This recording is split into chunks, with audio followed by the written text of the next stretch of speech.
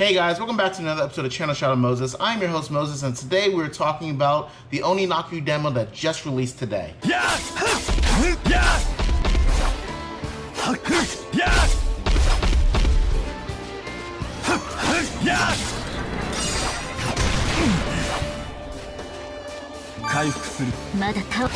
Now, Oninaki was a game published by Square Enix but developed by Tokyo RPG Factory, the same people that did Lost Sphere and I Am Setsuna, so it's easy to see that this game has a lot to live up to. But does it? Now, while the demo doesn't let us play for hours upon hours, it does give us a solid 2.5 hours of story to play through. When you start the demo, you start off the demo as you wouldn't normally when you buy the game on day one. You can even transfer your save data from the demo to the original game to pick up where you left off. The game, unlike I Am Setsuna, is an action RPG style, so it's not really turn-based. One of the first things I want to say about this game is that the game is visually stunning. Even though the characters are a little bit of a mix of Lost Exile and Tales of, I think the colors and what looks like cel shade really brings out the colors of the game and really makes the game just look that much more beautiful. I like the environments, and I like the way the maps are designed, and I like the interesting way you have to traverse the levels as you pass through the living world and into what I can't remember what they call it. I think something like the afterlife world, the ghost world, the opposite, I can't remember what it's called. But yes, you pass through each parts of those worlds as you progress the stage, and you need to keep going back and forth to progress through the stages. The only thing I would say that's better than the way the game looks, in my opinion, would be the music. The music sounds absolutely amazing.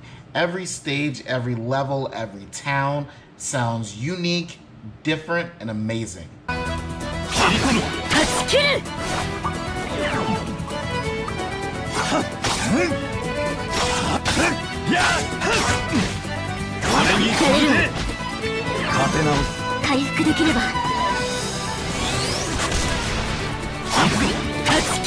The story follows a man named Kagachi, where you see him as a little kid, but you see him quickly turn into an adult, and he becomes a watcher. And a watcher is almost like a Shinigami, where they help souls pass on and accept their deaths.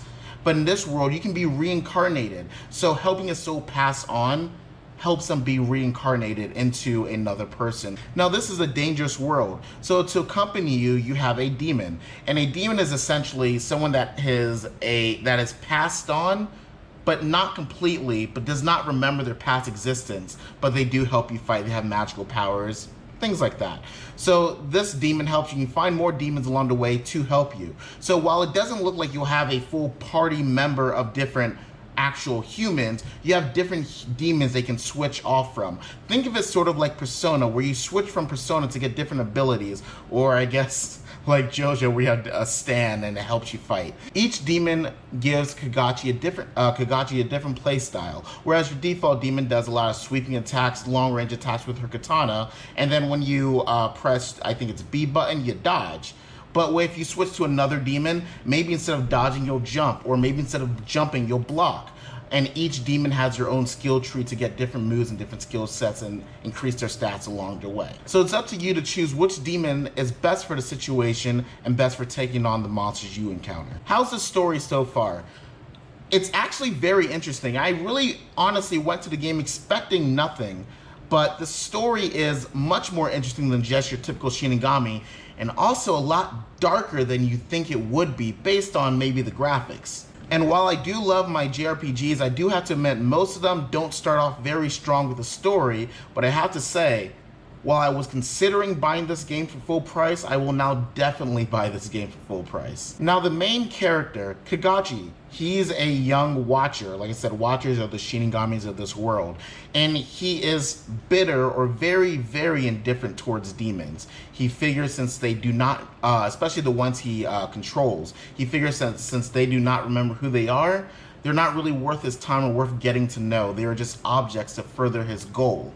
And we'll kind of find out more about that when the game changes, or when the story progresses. But outside of that, there's not really much known about him. As you play the game, you'll be getting more and more details about the characters like any other typical RPG, but it seems like between the first 10 minutes of the game where he was 5 years old and now where he's 20-something, there's a big gap that the game will slowly fill out. Now, personally, I don't like this archetype, but I think he's gonna have a lot more character development down the line. He's the archetype that doesn't really care about a lot.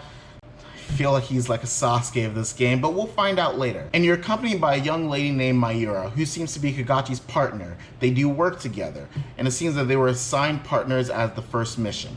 And she's a bit more lighthearted, and she wants to get to know the demons. She wants to help the demons restore memories. But because Kagachi thinks it's impossible, he doesn't really give the effort. But again, I'm sure we'll find out more about the dynamic between the two as the story progresses and when the game comes out.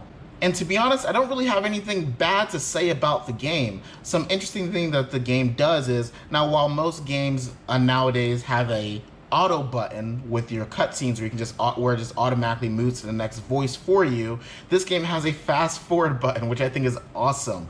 I wish more JRPGs did this, because sometimes they just take forever to walk to where they want to go to. You can just hit fast forward and it just brings you right there. I will say the load times on the Switch are not great. Every time you switch between the worlds in the overall world map, there's like a 3 or 4 second lag time between it. So I will say that's not great. The UI seems great. I love the character art. This game overall seems pretty polished, and it's something that I haven't seen in a JRPG in a while that seems to do everything right from my first impression. If anything, the only thing I would wish this game did was have a faster combat. But besides that, I think this game pretty much hits the nail on the head so far. So Oninaki will be available on August 22nd on Steam, PS4, and the Nintendo Switch for $50 or $45 if you pre-order. If there was only one thing I had to complain about the game, is I wish it was actually voiced.